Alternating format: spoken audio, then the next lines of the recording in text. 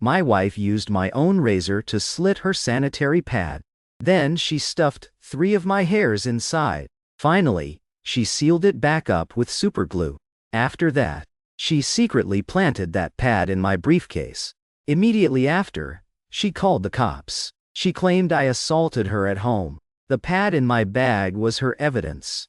And because of her, I was locked up for 10 years. 10 years later, on the day I got out, she was there to pick me up. I actually caught a flicker of heart ash in her eyes. I couldn't help but laugh out loud.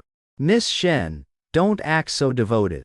You're just reminding me every single second that you were the one who personally sent me to that hellhole for 10 years. Aren't you aware of the scars on my body? Wasn't it you and your people who told them to take good care of me? I spat out the words "take care" with pure venom. Her face instantly froze. Her eyes were a mess of confusion. 10 years, and she hasn't changed a bit. Still as arrogant as ever. Seeing my attitude, her expression turned cold. I have no idea what you're talking about. Just get in the car. She instinctively stood by the passenger side, as if she was afraid I'd try to sit there. I gave a bitter laugh and climbed into the back seat. In the rearview mirror, my eyes looked sunken, and my face was deathly pale. I looked pathetically wrecked beyond words. I know these 10 years must have been hard on you, but don't worry. I'll keep my word. I'm going to marry you. She turned to look at me and reached out to hold my scarred hand.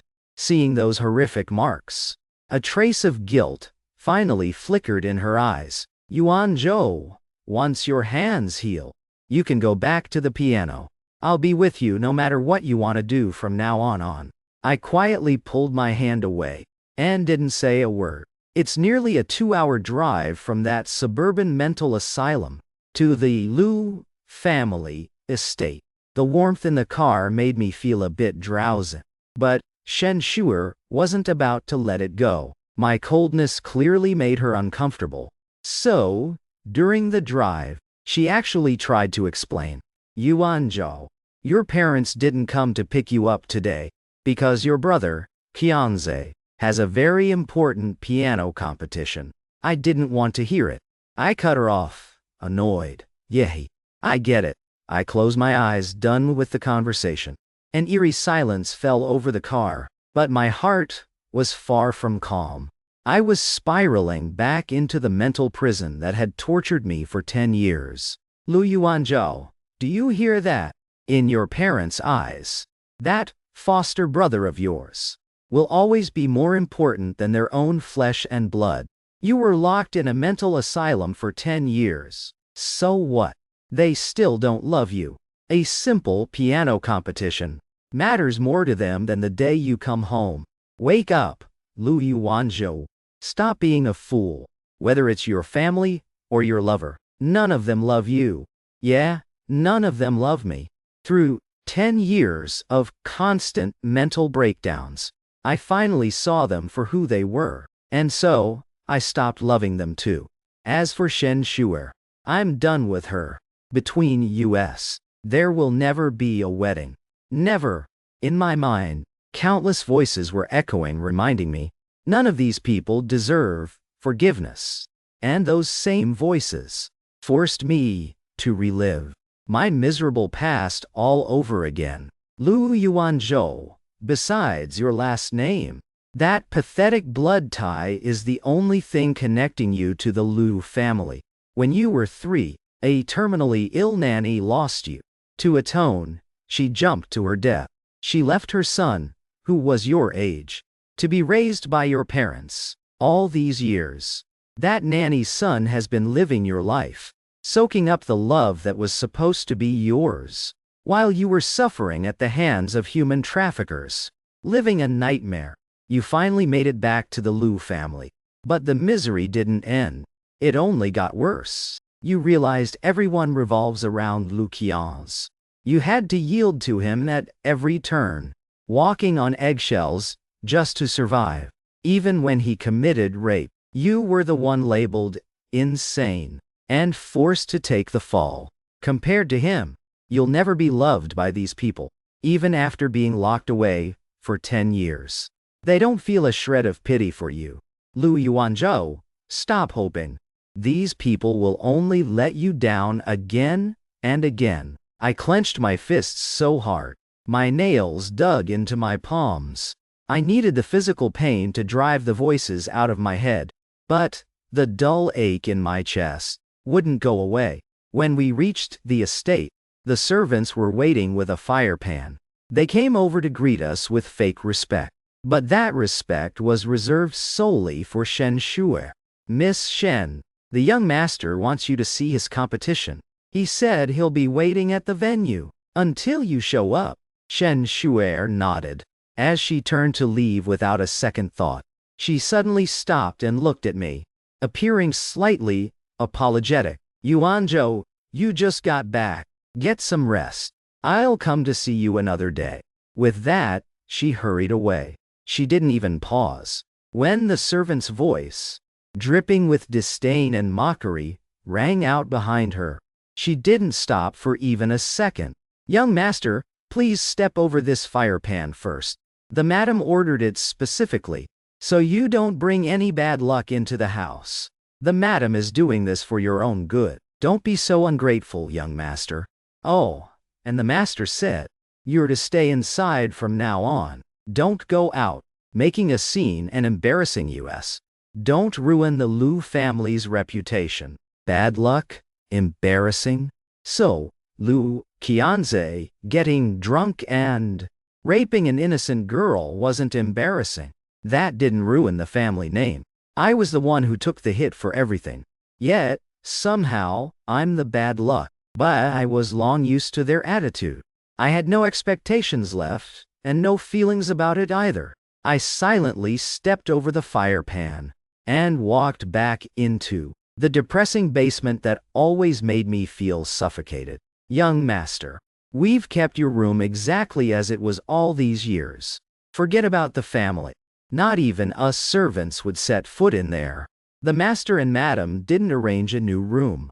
So, young master, you'll just have to keep rotting in this basement. The servant mocked me once more and left. I stared blankly at the dilapidated basement.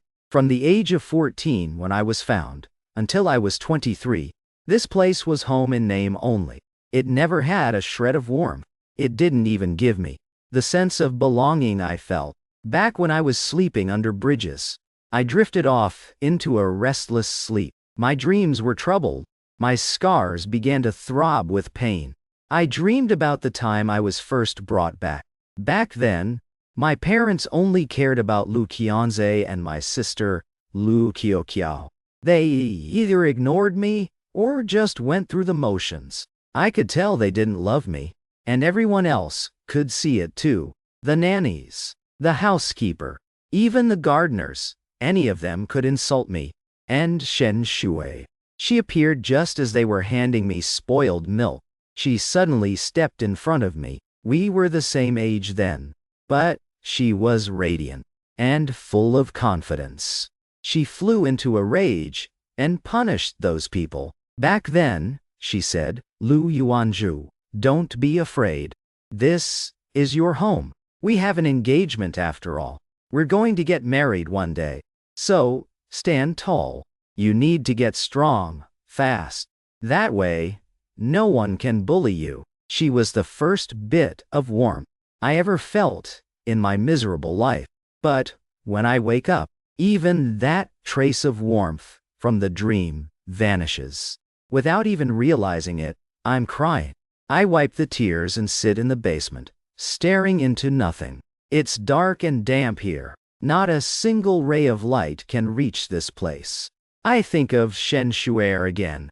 She used to be the first one to stand by my side, protecting me. But now, for the first time, I have an overwhelming urge to just leave. Voices drift down from upstairs. The basement is too stuffy, so I walk toward the stairs. That's when I hear them in the living room. My family talking about my parents. Is Lu Yuanzhou really my brother? Are you sure there wasn't a mistake? With that DNA test you did in secret, how could I have a brother with zero manners? Second brother was so distracted because of him today that he failed his piano competition. At least Sister Shuer took him out for some private time. Otherwise, he'd be devastated. He prepared so long for this competition. Yuanzhou could have come home any other day. Why did he have to pick today? Couldn't he have made his own way back? He actually forced Sister Shuer to pick him up. I'm seriously over it. My dad sighs, sounding completely helpless. Spend more time with your second brother these next few days. He's prone to overthinking. Try not to let him spiral. My mom sounds just as weary. Sigh. The one I'm most worried about is Yuanzhou.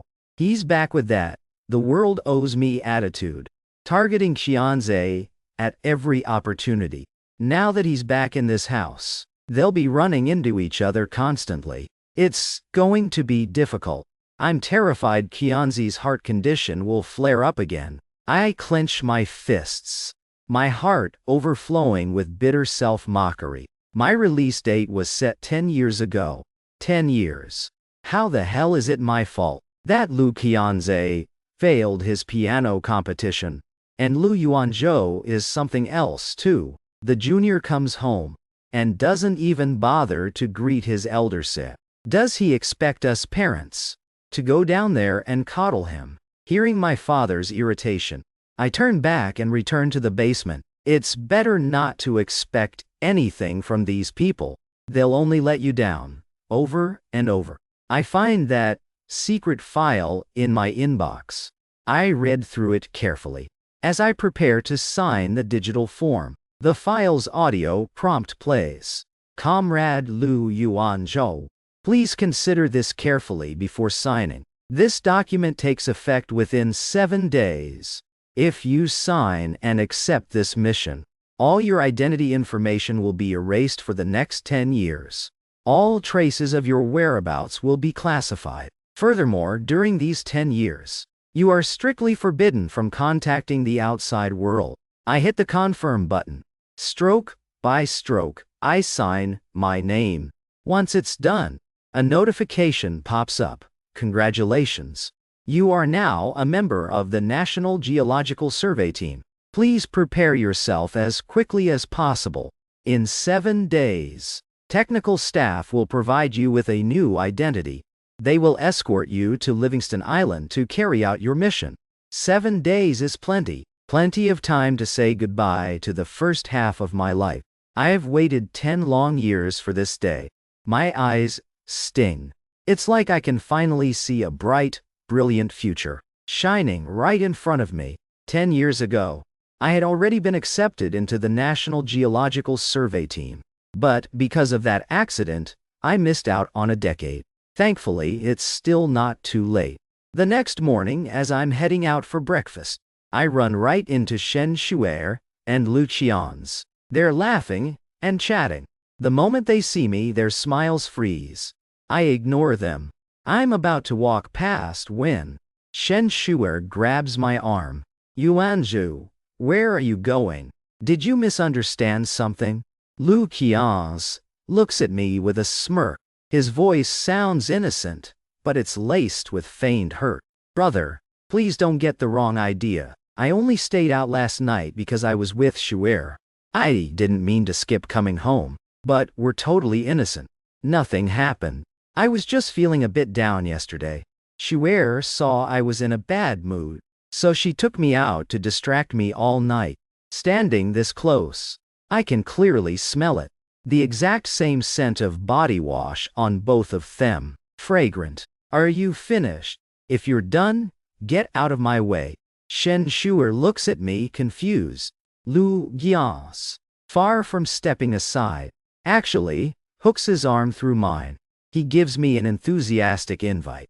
Brother, Mom and Dad are personally cooking today. It's to make up for my failure yesterday. Join us.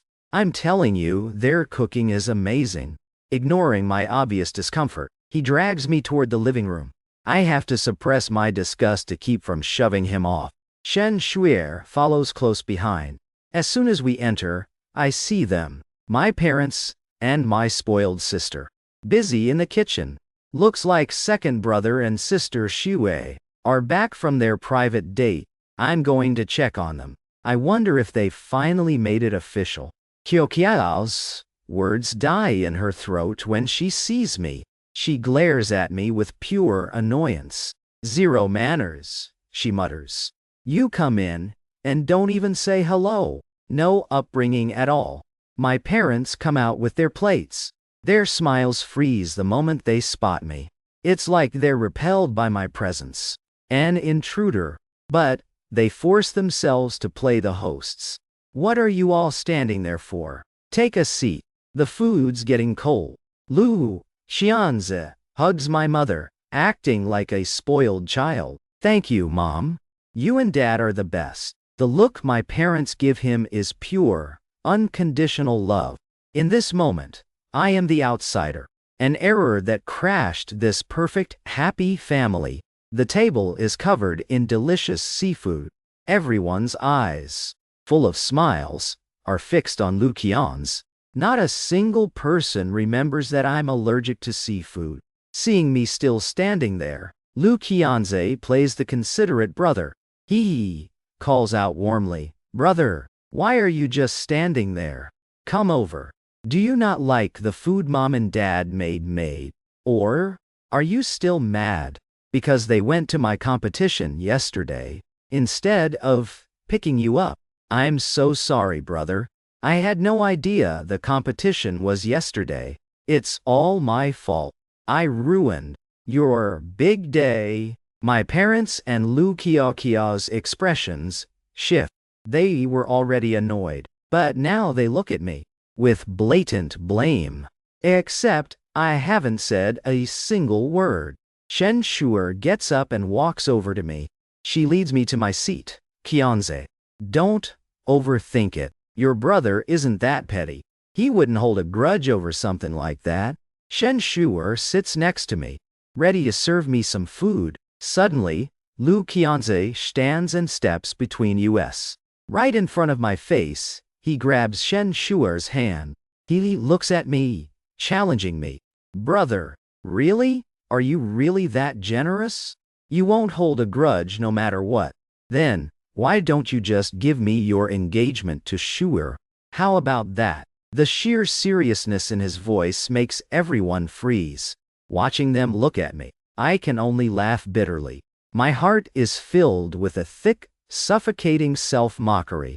If I were the one making that kind of demand right now, how would they react? They'd probably scream that I was shameless, stealing his own brother's fiancée. They'd probably point right at my face and lose their minds. Call me a snake. Say I only know how to fight with my brother. That I'm not acting like an older brother at all. But when the one being shameless, the one exposing his true colors, becomes their precious favored son, they all go quiet. Every single one of them is tensely waiting for my reaction. Watching this pathetic, ironic scene, I couldn't help but sneer. Qianze, is it that everything I own, you want to take for yourself? And you guys, as my family and lover, do you want me to just nod and say yes? To just yield to him? The room fell into a dead silence. Or rather, they isolated me just by switching to their dialect. Qianze used his most aggrieved tone, begging them for help in dialect. What should I do? I think I said the wrong thing again. I always accidentally upset Big Brother, but I really didn't mean anything else. I just thought the vibe was awkward and wanted to lighten the mood. I didn't think Big Brother would take a joke so seriously. How am I supposed to be around him now? I never thought about taking from him. If only I disappeared completely, would Big Brother finally be happy? Before he could even finish, my father cut him off. Stop talking nonsense. This is your home. We are the family who loves you most. Don't ever think like that again. My mother walked over to him, holding his hand. Qianze, you've always been too sensible for your own good. You don't need to worry about Yuanzhou's feelings. And don't be sad. His personality has become so twisted over the years. He's petty and always nitpicking. Even if your father and I wanted to like him, we honestly just can't. Kyokiao glared at me too, responding to her second brother in dialect, thinking I was clueless. In our eyes, you're the only family we have. I only have one brother in this life, you. As for someone as uneducated as him, I'll never call him brother as long as I live. As they huddled together, speaking dialect, Shen looked at me several times, hesitating. She looked awful, lost in her own thoughts. I looked at Shen and asked, pretending I was clueless, "Miss Shen, what are they saying? I can't understand them." Shen wouldn't even meet my eyes. She casually lied. "It's nothing. They're just lecturing Qianze, telling him not to make jokes like that again." How pathetic. Every single one of them is on guard against me. But what they don't know is that I understand everything. Every single word. And every word they said was like a sharp blade, stabbing straight into my heart. Even though I've told myself 1,000 times to let it go, I still can't help but feel the pain. I didn't want to stay there a second longer, watching my family plot against me. I stood up and made an excuse to leave. "I want to go for a walk alone. You guys eat." I ignored them and walked out. Their complaints in dialect followed me out, dripping with intense resentment. He's infuriating. I carried him for 9 months just to give birth to this. I slaved over this huge meal. And not only is he ungrateful, he doesn't care about it at all. It's so disheartening. "All right, Mom, don't be angry. It's better if someone like him doesn't eat anyway." Just seeing that scar on his face is enough to make me lose my appetite. Appreciate? How was I supposed to appreciate it? They are my biological parents. I once told them I was allergic to seafood, but they couldn't remember. Because in their eyes, Qianze has always been the only one who matters. He's the sensible one, always looking so innocent. Suddenly, I remembered. Those first few days after I was brought home. Back then, Qianze enthusiastically asked me what I liked to eat, what I hated, and if I had any allergies. I told him I was allergic to seafood. But, at the banquet held to welcome me back, the table was covered in nothing but seafood. That's when I realized that this so-called brother of mine might not actually be happy I was back. He put a crab on my plate back then, looking at me expectantly. I only hesitated for a moment before my father snapped at me. "What are you waiting for? Qianze personally served you that crab. You have to eat it. Don't let his kindness go to waste." I explained cautiously, "Dad, I'm allergic to seafood. I can't eat this." Qianze acted completely shocked. He looked at me and whispered, "How can that be? Brother, you're allergic. Then why did you tell me that seafood was your favorite?" I steamed this crab myself. There was a small blister on his hand, clearly a burn. My mother's face went cold instantly. She grabbed Qianze's hand, heartbroken, and turned on me to defend her innocent son. "Yuanzhou, that's enough. I don't care how you were scheming against people while you were out there. But now that you're home, you have to get along with your siblings. If I catch you lying and framing your brother again, don't blame me for disowning you." Kyokiao pointed at the crab too, forcing me to eat it. "Yuanzhou, you big jerk. You have to eat it. My brother burned his hand just to steam this for you. If you don't eat it, you're my enemy for life. I won't let you hear the end of it."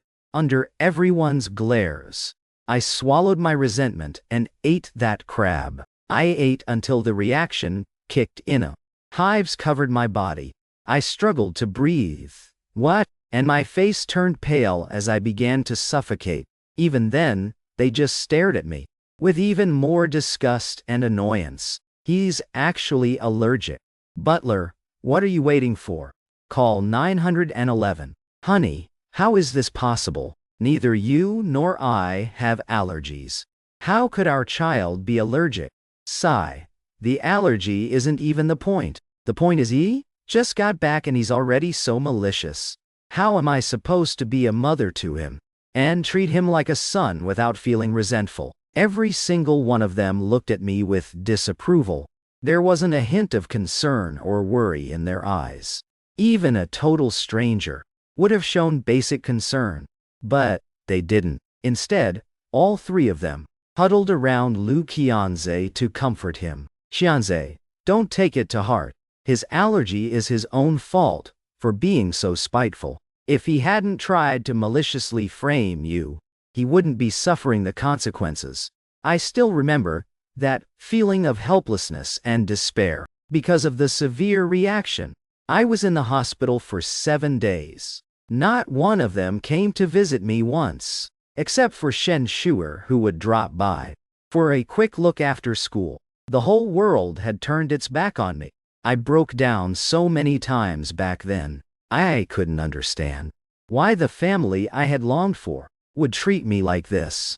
Why didn't they believe me? The only person who gave me any trust was Shen Shui, though you couldn't really call it trust. She just comforted me, saying, "Let the past stay in the past.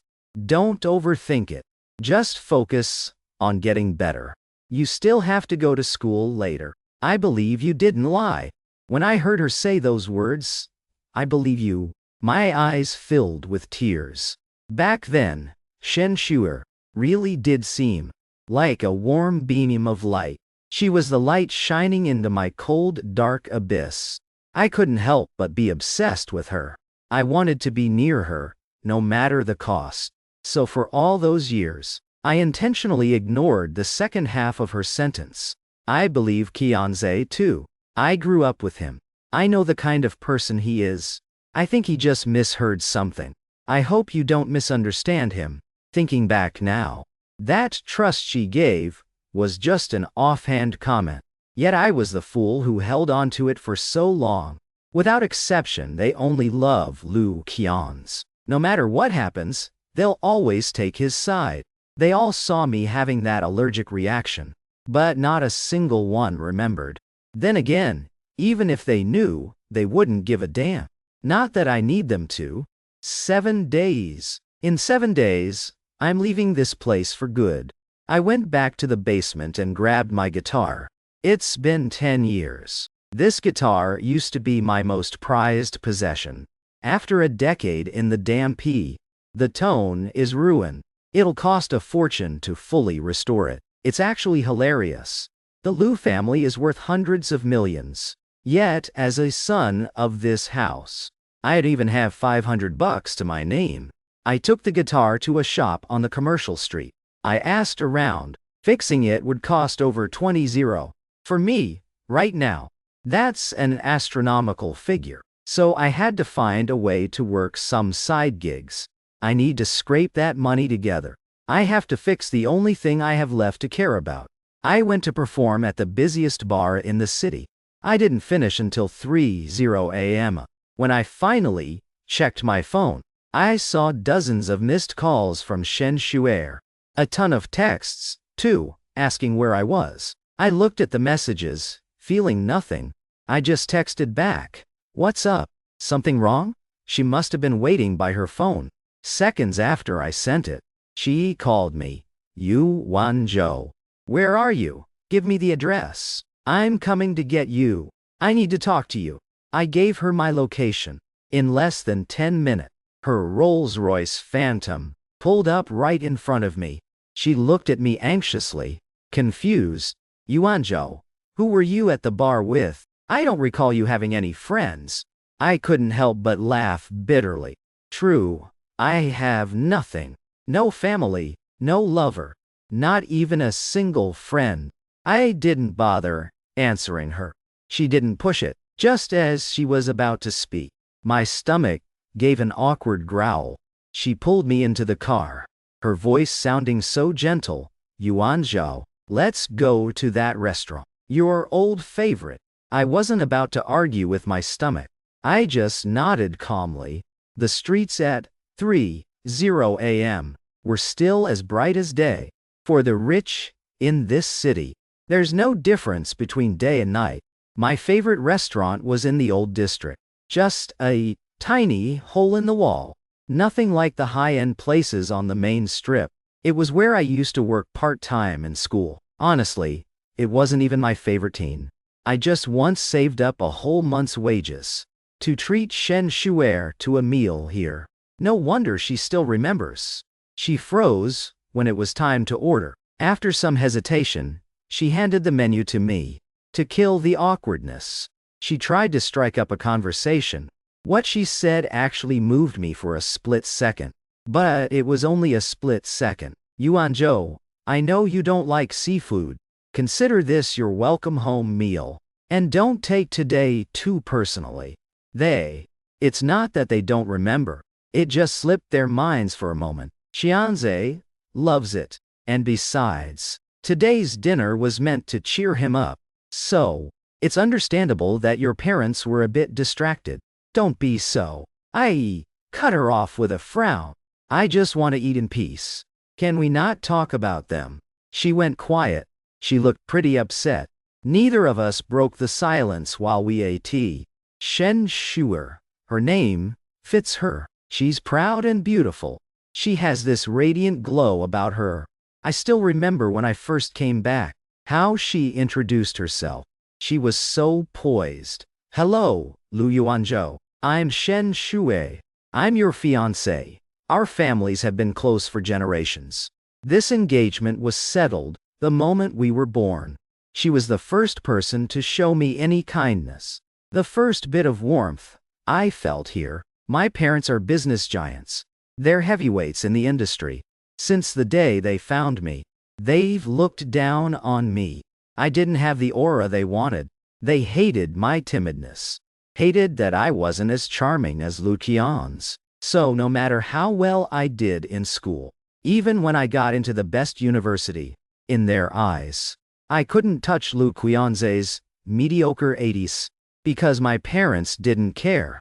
And because of Lu Qianze's constant scheming.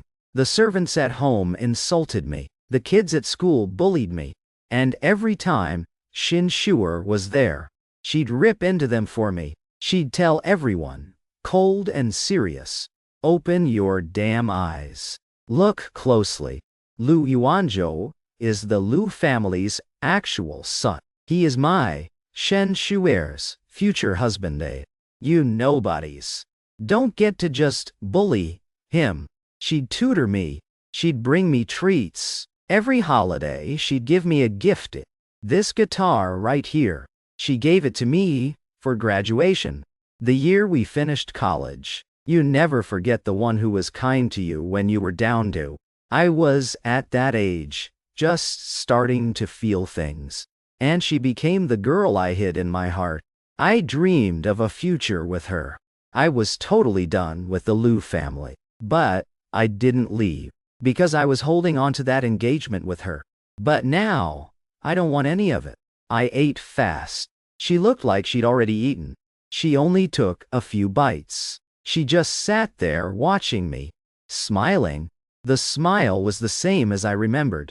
But it didn't heal me anymore. It felt totally cold. On the drive back, she watched me through the rearview mirror. Seeing me clutching the guitar, she asked, Yuanzhou, do you really love that guitar? I remember you loved the piano too. You look so cool when you play. How about I buy you a piano? Think of it as a congrats on your freedom gift. What do you say? The knife in my heart began to throb again. I refused, flatly. No thanks. I'm good. Guitar. Piano. I don't want any of it. 5 more days. In 5 days, I can leave this place forever. Gifts are useless now. Besides, I don't want to bother you anymore. There's no point. The car went quiet again. She looked conflicted. She kept checking me through the mirror, hesitating. I wasn't curious about what she was thinking. On the contrary, I was wondering, when she personally arranged for me to be committed, stealing 10 years of my life, did she feel even a second of guilt? When we arrived, I got out. She followed me. She took a bag out of the trunk and handed it to me. Yuanzhou, this is some medicine to help with the scars. I know you care a lot about your appearance. Over the last 10 years, I've consulted so many specialists. I had this ointment, custom-made, specifically, based on their formula. You should try it. I'm sure it'll work. Once your face is back to normal, will you marry me?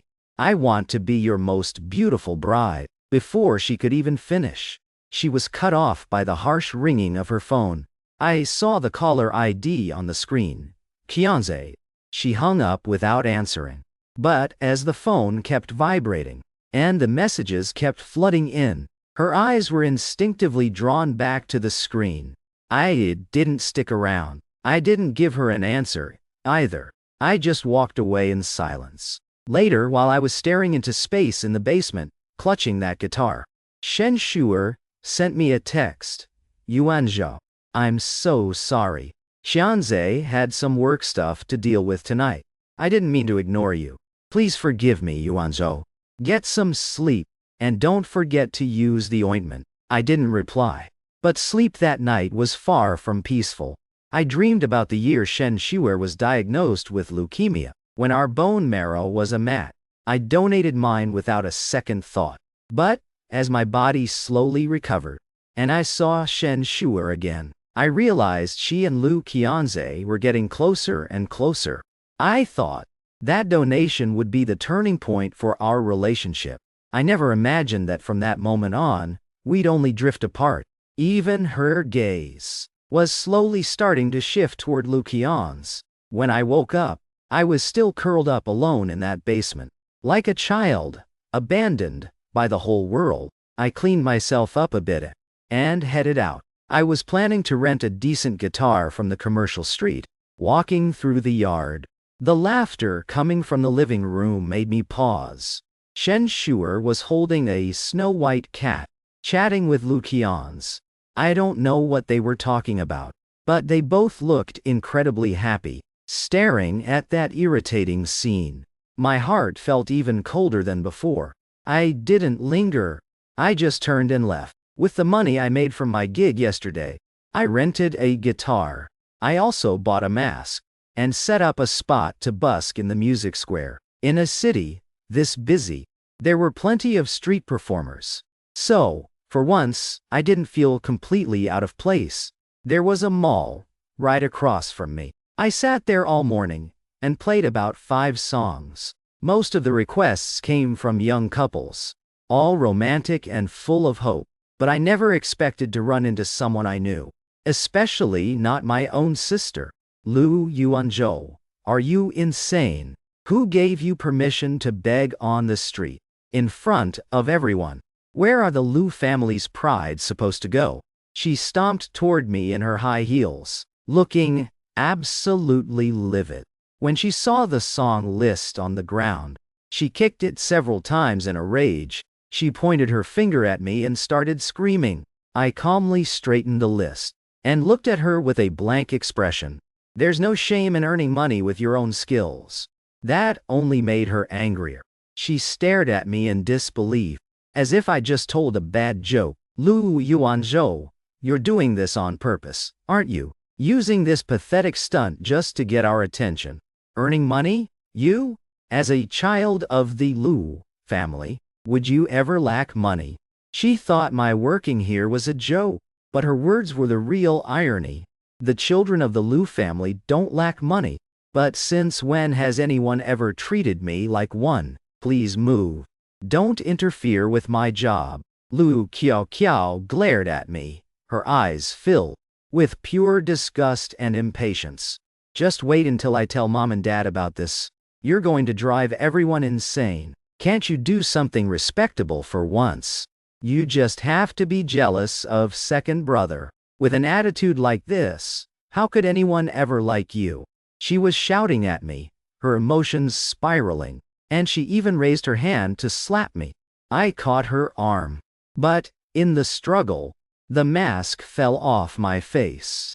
Staring at the scar on my face, her expression shifted into something awkward. Her harsh tone even carried a trace of actual concern. Lu Yuanzhou, look at your face. That horrific scar. It looks like a damn centipede. Instead of wasting time here, you should go to a hospital and get your face fixed. Just go home already. I don't want to fight with you. As I picked up the mask and put it back on, she hesitated, still glaring at me. Her eyes were a mess of emotions. Lu Yuanzhou, don't think for a second that I'll be grateful, just because you got hurt for me once. Being disfigured is your own fault. I didn't ask you to save me. It's your own fault for sticking your nose in where it didn't belong. Right then, Shen and Lu Qianze emerged from the mall, heading our way. Lu Qianze was carrying boba tea and popcorn. Looks like they were heading to a movie. I didn't want to stay a second longer. I packed my things and turned to leave. Lu Kyokiao's furious voice followed me. Lu Yuanzhou, you jerk. I'm talking to you. You just keep ignoring me. With an attitude like that, don't ever expect me to call you brother. Brother? I stopped caring about that a long time ago. Actually, when I first came back to the Lu family, I genuinely liked this sister of mine. I really did. Every time I saw her calling Lu Qianze brother, I was so jealous. But she never even looked me in the eye. No matter what I did, all she felt for me was disgust and rejection. She used to say, Lu Yuanzhou, get away from me. It's like you're toxic. How could someone like you be my brother? Don't ever expect me to acknowledge you. Now she finds the scar on my face hideous. But she forgot that the only reason I have this scar is because I shielded her during that car crash. She probably never even considered that if I hadn't stepped in front of her that day, if she had been the one injured, this hideous jagged scar would be on her face. That was in my second year with the Lu family. Back then, I was doing everything I could to fit in, desperately trying to please them, always trying to do everything perfectly. During that accident, I threw myself in front of her to block the impact. She was completely unharmed, and her first instinct was to check on Lu Qianze. Brother, are you okay? You scared me to death. Are you hurt anywhere? Do you feel okay? As for her biological brother, Nhi, covered in blood with a glass shard, having ripped a huge gash in my face, she didn't even bother to spare me a glance. I knew right then, no matter what I did, the only brother she would ever acknowledge was Lu Qianze. I tried my best, but I won't beg for their love ever again. I spent my days busking in the music square, and my nights performing at the bar. After 4 straight days of this, I finally had enough to fix the guitar. I was about to head to the guitar shop with the cash when Shen suddenly texted me, telling me to come back to the Lu house. She said she needed to talk. Knowing I was leaving the day after tomorrow, I decided to go back one last time. When I arrived, the atmosphere in the living room was heavy. My parents looked conflicted and clearly upset. Even Lu Kyokiao. When she saw me, she gave me a vicious glare. Then she huffed, turning her head away, refusing to look at me. Shen had 2 staff members with her. It looked like they had been waiting for me for a while. She'd been blowing up my phone the past few days. But there was no longer any need for us to chat or share our lives like we used to. Plus, I was busy, so I didn't reply. I had no idea what she was up to now. Just as I turned to look at her, she ran over with a smile and hooked her arm through mine. Yuanzhou, she explained gently. Look, I personally designed our wedding rings. Do you like them? As soon as she said that, the staff members standing behind her opened a tablet to show me the design model. I was a bit surprised. I glanced at the rings. The diamond design was gorgeous, interlocking perfectly. Clearly, a lot of effort went into this. Yuanzhou, why are you spacing out? Do you like it? I've been working on these rings for 2 or 3 years. I wanted it to be a surprise for when you got out. Let's let them take your measurements. Once that's done, they can start crafting them immediately. Our families are meeting in a few days. So how about we set an engagement date then? There was a flicker of hope in her gentle eyes, as if she were genuinely dreaming of our future. Meanwhile, my parents' expressions only grew darker. Even Kyokiao glared at me, muttering in annoyance, "Sister Shuer, you're getting engaged to him. Then what about my second brother?" Shen Shuer froze, her expression turning awkward. Still, she frowned and explained, "Kyokiao, stop talking nonsense. My fiancé is your older brother." Ignoring Kyokiao's murderous look, I held out my hand for the measurements. Shen Shuer looked relieved, standing beside me to get her own measurements done. Kyokiao rushed forward to interrupt, unwilling to let it go. "Sister Shuer, have you really thought this through? My second brother loves you so much. If you marry this guy, do you have any idea how devastated he'll be? He donated his bone marrow for you. He'd do anything for you." Bone marrow. But I was the one who actually donated it. Shen Shui hesitated again, but she still looked at me and said, "Qianze and I are just friends."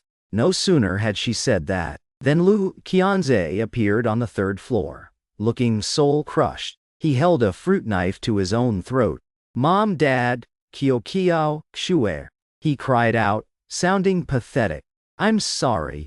My heart hurts so much I feel like I'm dying. I couldn't help but fall in love with Shuer. But I wish her and Big Brother nothing but happiness. Goodbye, my love. Goodbye, my family. I won't make things difficult for you anymore." The second he opened his mouth, everyone in the living room ditched me and scrambled up to the third floor. That fruit knife was tiny and dull. Combined with 3 people desperately stopping him, it only managed a tiny scratch on his neck. Nothing fatal.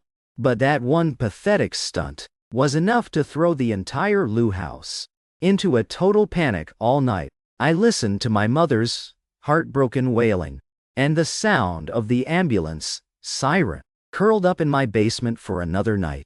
Early the next morning, I took my guitar and the cash I'd scraped together and headed out to the shop. Today was my birthday.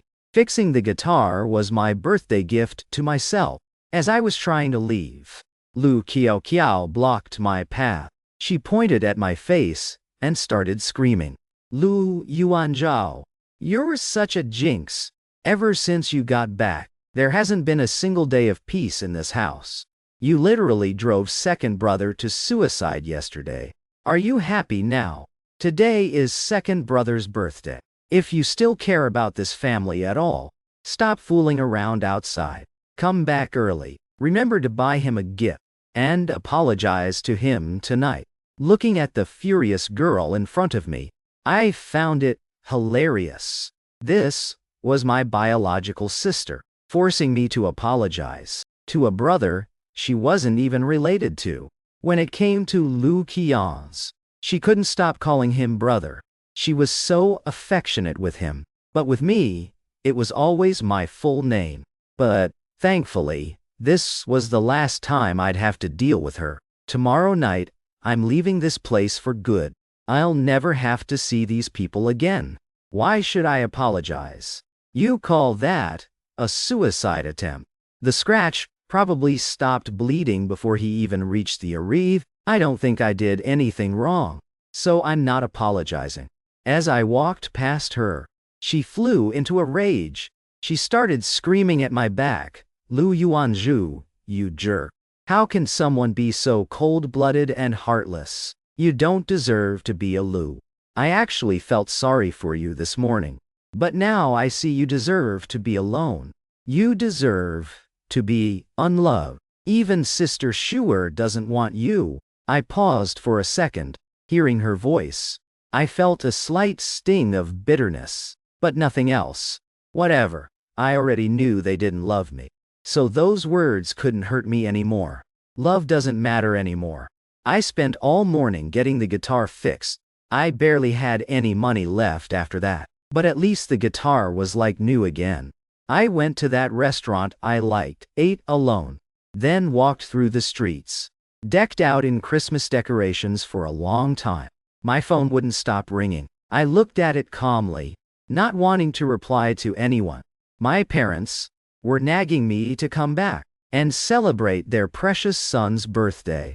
And Kyokiao was also pestering me to buy a gifty and go back to apologize to Qianze. Even Shen sent a series of texts. Yuanzhou, where are you? Come back to the house.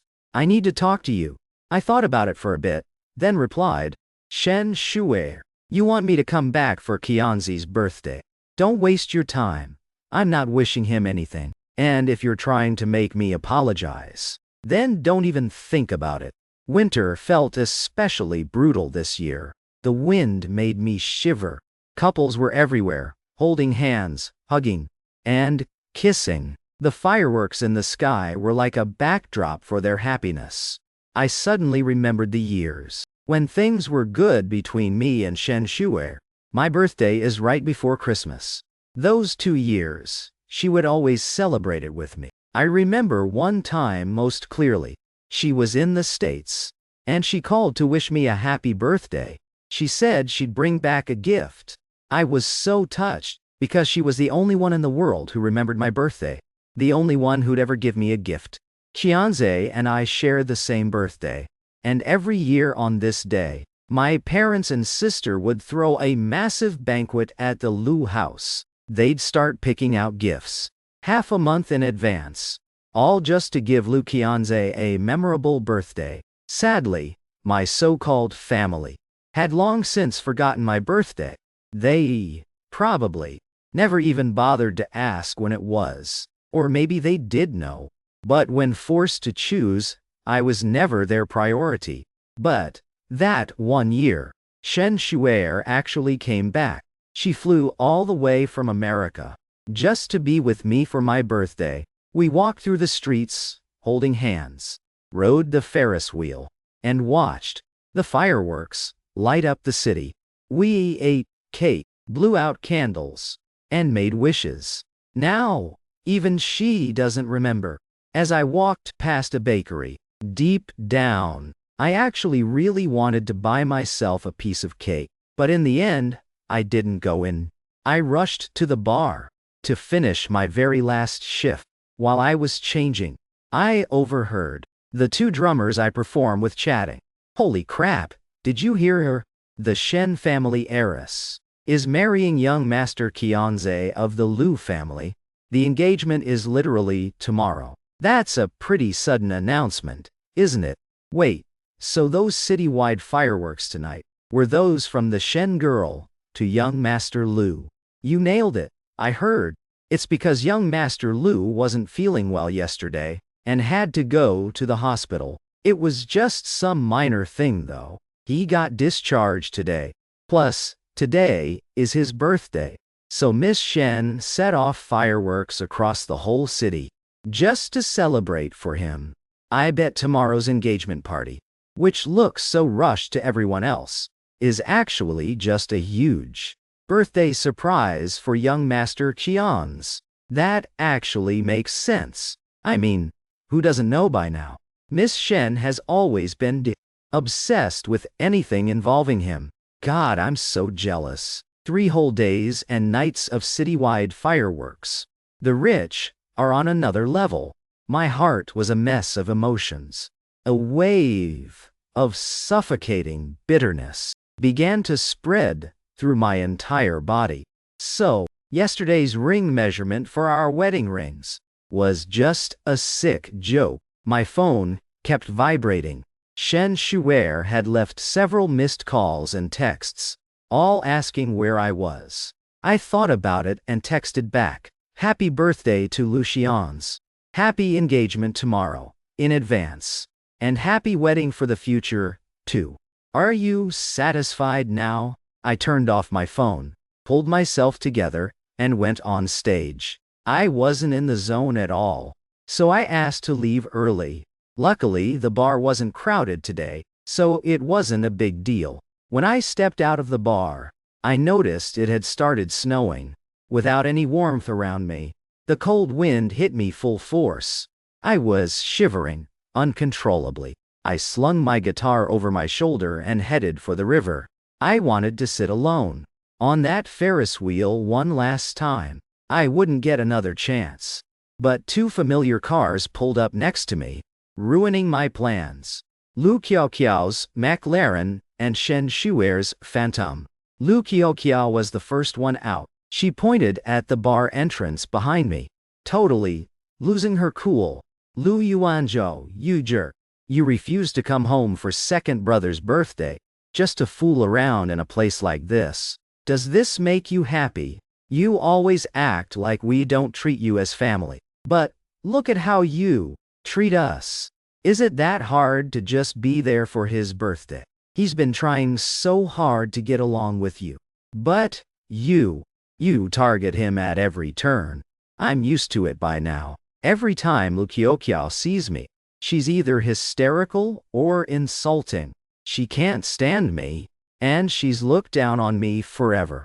But every single time, her words are just so ironic.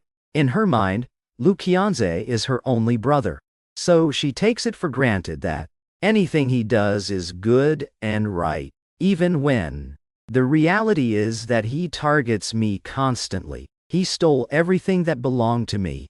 As long as he's there, everyone's first instinct is to see him, consider him, and love him, no matter what he does.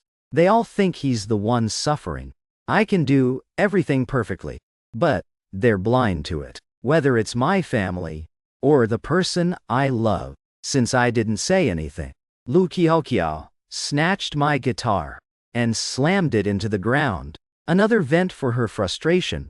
Yuanzhou, if you don't care about us as family, then why the hell are you still at the Lu house? I tried to stop her, but it was too late. She even started stomping on it, even through the bag. I could feel the guitar shattering, just as broken as I am right now. Don't look at me like that, Yuanzhou. Is this piece of junk more important to you than your own family? If we're nothing to you, then get lost. I cut off her screaming. Fine, I'll be gone tomorrow. I checked the guitar on the ground, seeing it was broken beyond repair. I couldn't stop my eyes from stinging. Shen rushed out of her car. She'd heard me. Her voice was frantic. She glared at Kyokiao in reproach, then knelt down beside me. Yuanzhou, don't let Kyokiao get to you. She's just a kid. She didn't mean it. When a tear hit the guitar, Shen panicked. She looked at me nervously, even hugging me and trying to soothe me. Yuanzhou, don't cry. You really like this guitar. I'll buy you a new one, okay? Stop this. I know it's your birthday. Let's just be happy, okay? Yuanzhou, look, I picked out this ring for you. Consider it a birthday gift. Let's go back to the house for a bit. Your mom has something to discuss with you. I didn't say a word. I just quietly pushed her away and opened the bag to check the guitar. Shen seemed to lose her patience. She sighed, sounding annoyed now. Yuanzhou, what is with your attitude lately? Forgetting respect for your elders is one thing, but you won't even listen to me. It's just a damn guitar. Why are you acting like this is the end of the world? Kyokiao is your sister. Qianze is your family too. He's your brother. He's your own blood. Can't you just get along with them? Kyokiao glared at me, pouting. She gave the guitar another kick. Huh. So dramatic. You're a grown man. I'm not coddling you. Only Sister has the patience for someone like you. Sister I'll be in the car. Kyokiao stomped back to her own car. Shen was becoming increasingly impatient. Yuanzhou, I'm not playing around. Everyone really needs to talk to you. Can we stop wasting time over a broken guitar? I looked at the shattered instrument in my hands and couldn't help but laugh coldly. When our eyes met, the irritation in her gaze made my numb heart throb with pain again. Shen you think it's just a broken guitar, too? She snapped back, isn't it? If you like them so much, I'll buy you as many as you want. I'll take you to buy them in a few days. You can pick them yourself. Buy a whole dozen if you want. But you're coming home with me right now." Her tone was cold and final. A wave of suffocating bitterness washed over me. It was overwhelming. I tossed the guitar into a nearby trash can and walked toward her car. "Fine. You want me back at the house? You got it." Honestly, I already knew what they were going to say. Seeing me give in, Shen caught up and shoved a ring box into my hand. "Yuanzhou, I picked this style out just for you. I hope you like it." Guilt flashed across her expression. She reached out and hugged me, her voice full of fake heartache. "Yuanzhou, why have you gotten so thin these past few years? In a few days, I'll definitely make more time to be with you. We'll have every meal together. I hate seeing you so gaunt. Yuanzhou, promise me. Don't get mad when we get to the Lu house later. Don't fight with everyone, okay? No matter what choices I make, or what happens. You're the only one I love. If I hadn't already found out that she's getting engaged to Lu Qianze tomorrow, I might have actually believed her for a second. But now, her so-called love, set against those citywide fireworks, just sounds like a sick joke." Just as I was about to say something, the passenger window suddenly rolled down. I saw Lu Qianze. That smug, disdainful face. When no one else was looking, his face was full of pure contempt, but his voice was forced, sounding innocent and hurt. "Sorry, big brother. Shu'er, I didn't mean to interrupt your hug, but if we keep stalling, it's going to be really late. Mom and Dad aren't used to staying up this late, and Shu'er, we have something important tomorrow." I didn't say anything. I just pushed Shen aside and climbed into the back. My heart was cold as ice. The Lu family estate. My parents were waiting. The moment she saw me, my mom asked Lu Kyokiao in dialect, "Where has he been fooling around so late? All these people waiting for him for so long. He's becoming more and more uncivilized." Lu Kyokiao glared at me, then went over to sit down. She replied in dialect, thinking I couldn't understand. "Mom, Dad, tell the finance office to just cut off Lu Yuanzhou's allowance. There's no point. No matter how well you treat someone like him, they'll never be presentable. He's low class. He only knows how to embarrass the Lu family." A few days ago, I saw him busking and begging on the street, and tonight, he's out fooling around at a bar. He knew perfectly well it was second brother's birthday.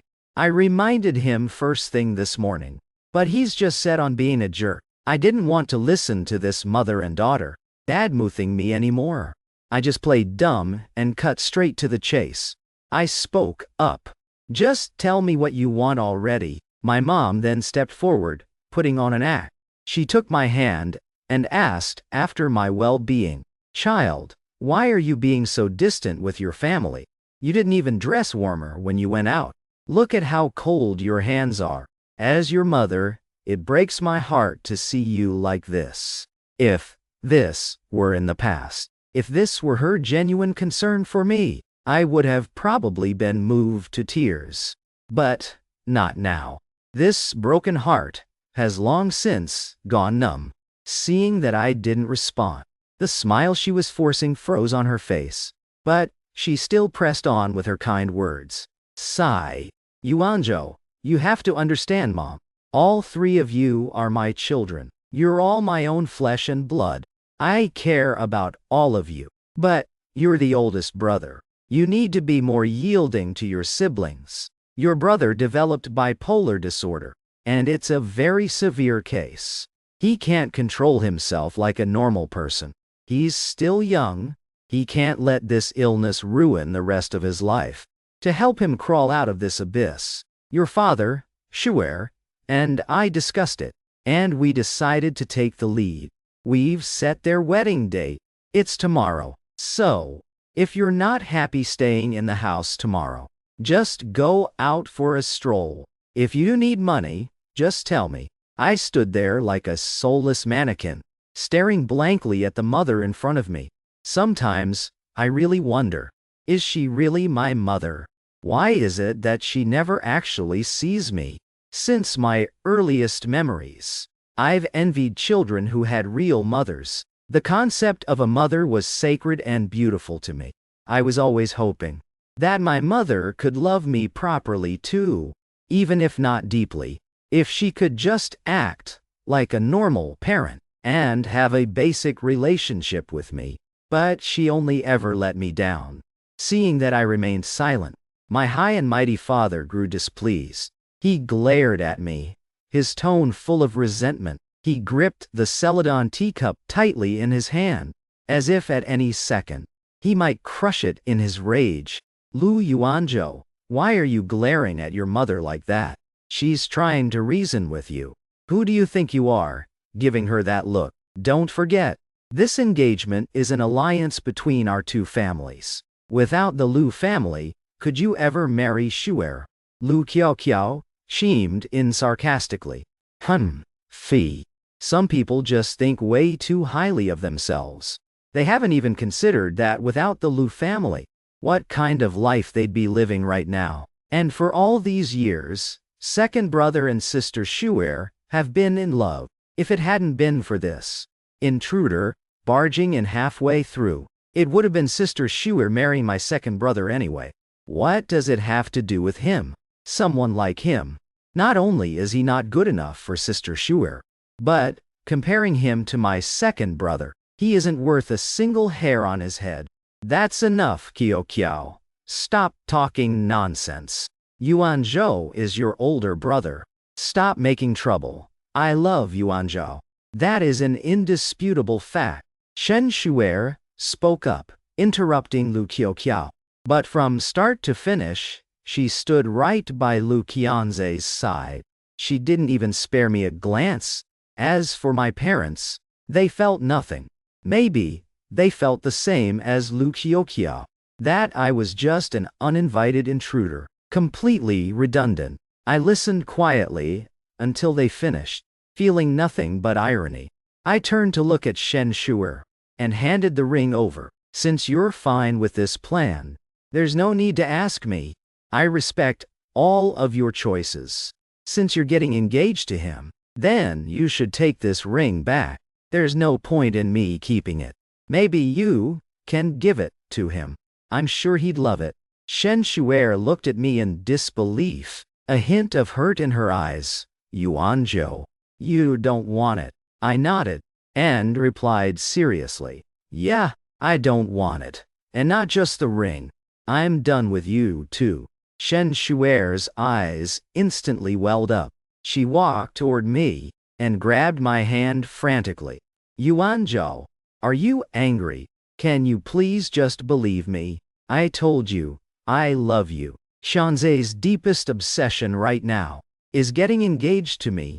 But it's just a fake. It's just for show. A mere formality. I just want to help him get through this emotional phase where he's not himself. Sigh, how ironic. You've agreed to get engaged to another man, and yet you still want to string me along with love. I pulled my hand away, placed the ring in her hand, and before I could speak, she opened it frantically, explaining nervously. Yuanzhou, look, I had this ring, custom made, specifically for you. This style is perfect for you. Just wait for me. Give me a little time, okay? Just then, Lu Qianze suddenly stepped in front of us, holding out his hand with the ring on it. He pleaded with a choked voice. Big brother, please, just accept Shuer's ring. Otherwise I'd feel too guilty to wear mine. Big brother, if you act like this, I'll be feeling miserable all day tomorrow. It should be such a wonderful day. Seeing me just stare at his ring with total indifference. No hysterical questioning. No bloodshot eyes full of rage. Lu Qianze seemed pissed. His face shifted in a second. He started clawing at his own hair. acting all frantic and manic. It's all my fault. I'm just a third wheel. Big brother, if you don't want this, then forget it. Don't worry about how I feel. Beside him, Shen Shuer saw Lu Qian's agonized state and immediately looked heartbroken. She didn't even care that the ring in her hand dropped to the floor, just like the others. Shen Shuer rushed to Lu Qianze's side, grabbing his arm to soothe him. Qianze, stop it. Don't hurt yourself. The engagement will happen tomorrow as planned. I gave you my word, and I'm keeping it. Lu Kyokiao pointed at me, screaming in a rage. Lu Yuanzhou, just get out. Ever since you came back, you've made this entire house toxic. So what if you were the one originally engaged to Sister Shuer? This is a matter of life and death now. If you don't yield, what happens to second brother? Do you want the whole family to get on our knees and beg? Would that make you happy? Besides, have you even looked in a mirror? Look at that hideous scar on your face. You look like a freak. If you actually stood next to Sister Shuer at an engagement party, it wouldn't just be the Lu family losing face. You really want the Shens and the Lus to be humiliated because of you. Yield. What a nice way to put it. Ever since I was found, my parents, my sister, my own flesh and blood, have only ever used that word. My original room had long since been given to Lu Qianze. Back then, my parents hated how timid I was. They didn't give me a second thought. As for the room, they just casually said, just let your brother have your room, for now. It started with a room. Then it was every little thing in my life. Even when Lu Qianze got drunk and raped an innocent girl, I was told to be a good older brother and yield, to take the fall for him. I still remember when I refused. My mother held a bottle of pesticide to her lips, sobbing and threatening me. Qian is the child I've cherished all these years. How can I watch his future be destroyed? Can't you, as his brother, help carry this burden? Qianze has always been so brilliant and hardworking. He just got into a program. That makes your father and me so proud. It can't all just go to waste. Besides, your brother's health is poor. How could we ever rest easy with him in prison? You don't even have to go to jail. You just need to cooperate with the people Shua arranged. Just admit you have a mental illness. Then, you only have to serve your time in an asylum. You'll still have freedom there. No one will bully you. The food and clothes will be top tier. We've set it all up. I'm begging you, as your mother, just help me this once. If you don't, I'll just drink this and end it all right here. My father smashed the only photo I had with them. He roared at my refusal. How do you have the face to say no? Your brother took your place and was a son to us for years. This is the one thing you can do for him. Even my biological sister glared at me with pure accusation. If you don't admit you're a psycho, second brother's future is ruined. I didn't agree back then, but it didn't matter. It made no difference. I had just gotten into a top-tier university. My future was actually brighter than Lu Qianze's. But they didn't see me as their pride. They didn't even care. They never considered how I would survive in a place like that. And this scar on my face serves as a constant reminder that no matter what I do or what price I pay, in their eyes, I deserve it. I clenched my fists, forcing these suffocating memories out of my head, looking at the people in front of me, all wearing the same look of annoyance. I couldn't help but sneer. I won't be there tomorrow. Happy engagement. Everyone looked stunned, totally unable to believe it. I walked out of the room and headed for my basement. The snow began to fall, landing on my shoulders. It felt heavy, just like how I felt inside. Shen Shuer chased after me. She shoved the ring into my hand again. I opened the box right in front of her. The ring inside was identical to the one Qianze was wearing tonight, the exact same diamond ring. What are you trying to prove, Miss Shen? Before she could speak, Qianze caught up and explained with guilt. I'm sorry, big brother. It's my fault. Tomorrow's party was planned so quickly. There wasn't time to custom make 2 sets. So we just got a replica for now. But don't worry. Later on, I'll take mine off and give it to you. See, the irony. The 2 of them wear the real rings, while they hand me a pathetic imitation. And then they have the nerve to say they love me. Shen tried to explain. Yuanzhou, I'll design a new set for us later. I didn't give her a chance to finish. I just walked away. Tomorrow is the day I leave. I lay in bed, tossing and turning. I did some light packing. Though, packing, mostly, meant staring blankly at this massive basement. I had nothing to pack. This place was never a home. Nothing here brought me peace. Besides my phone, an old diary, and a guitar, I owned nothing. I used to have tons of books and study materials in school, but I had to work part-time, just to afford them. Once I was done with them, I'd sell them at the used book market, just to get some pocket money. Everyone in Jinhai knows the Lus and Shens are billionaire families. Generational wealth they could never spend. But, as a Lu, I never received a single cent.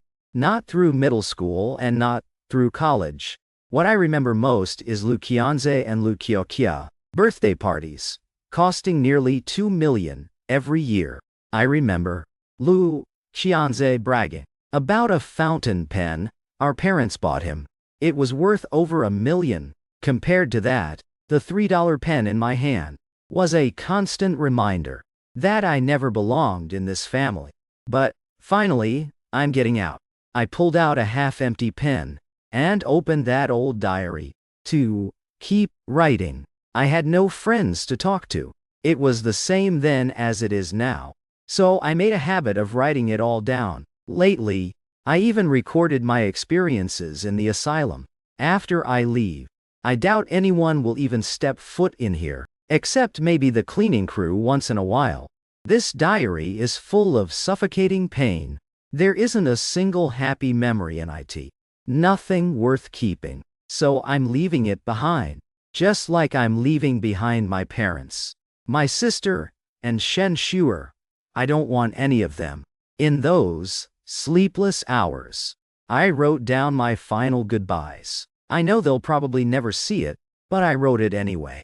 I needed to close this chapter of my life. By the time I closed the diary, it was already late. Just as I was about to sleep, my phone buzzed several times. It was a message from Shen. It's this late, and she's still up. She was texting me to explain today's mess. Yuanzhou, thank you for being understanding today. I know you're hurting. But Qianze once saved my life. The year I had leukemia, he was the one who gave me his bone marrow. Seeing him like this now, I really can't just stand by and watch. He saved me. So I have to pay him back. Even if you don't agree this time, or how angry you get, I have to go through with this engagement. As for use, I'll apologize to you properly later. I stared at the screen, my eyes stinging with bitter tears again. I was the one who saved her. I'm the one whose health has been trashed ever since that bone marrow donation. But in her eyes, how did the hero become Qianze? Maybe it was just pure resentment, but I couldn't stop myself from typing back. Swear, I was the one who donated that bone marrow. The moment I hit send, I regretted it. This is the truth. Before they sent me to the asylum, I told her the same thing to her face, but she didn't believe me then. Instead, she went cold, gave me a look of total disappointment, and walked away without looking back. What's the point in saying it now? She still won't believe me. Just as I was about to unsend the message, she sent a voice note. She sounded completely fed up. Yuanzhou. That's enough. even if you want my attention. There's no need to lie about this.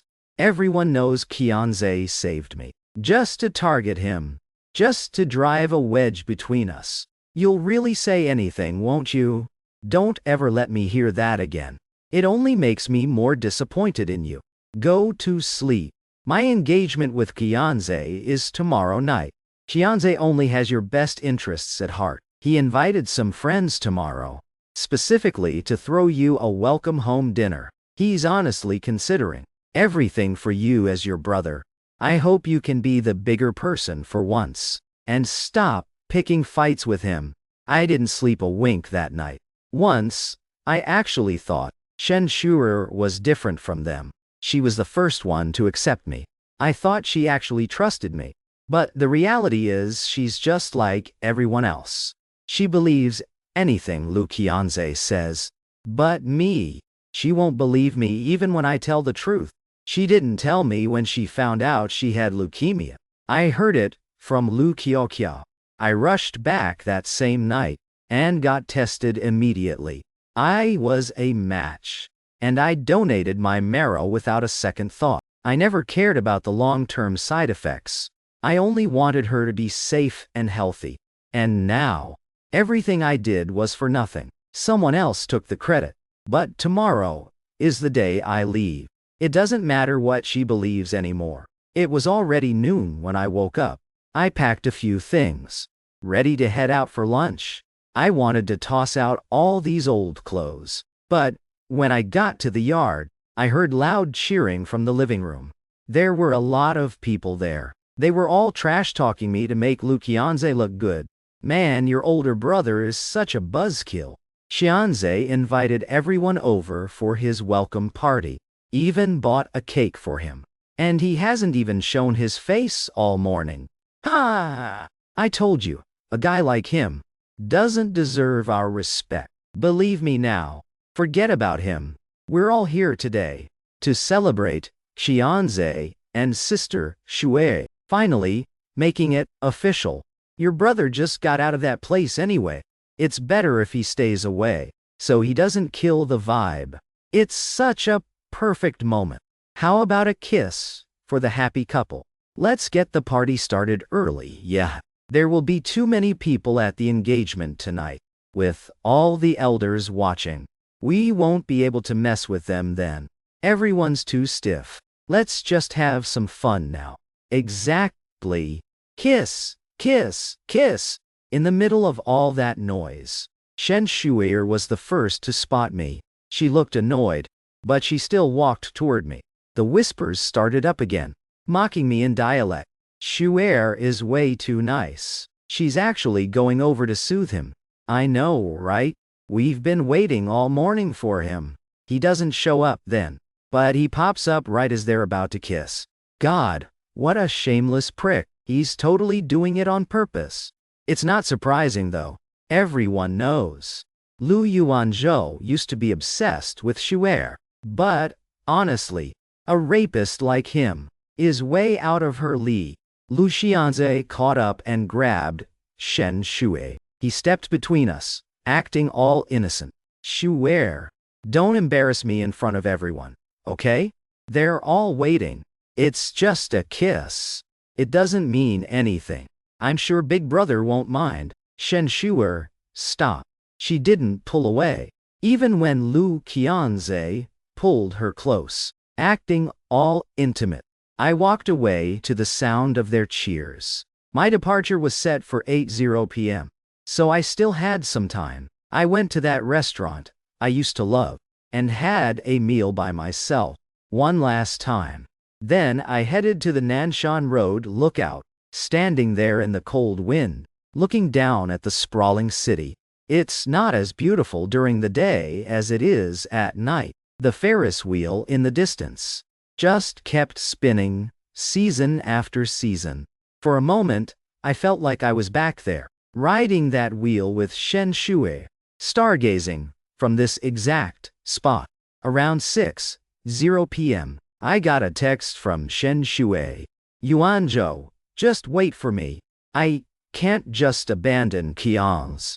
Please, just try to understand. Once I'm done with this fake marriage, once I help him get through his treatment, we can finally be together. I typed, Shen Shuer.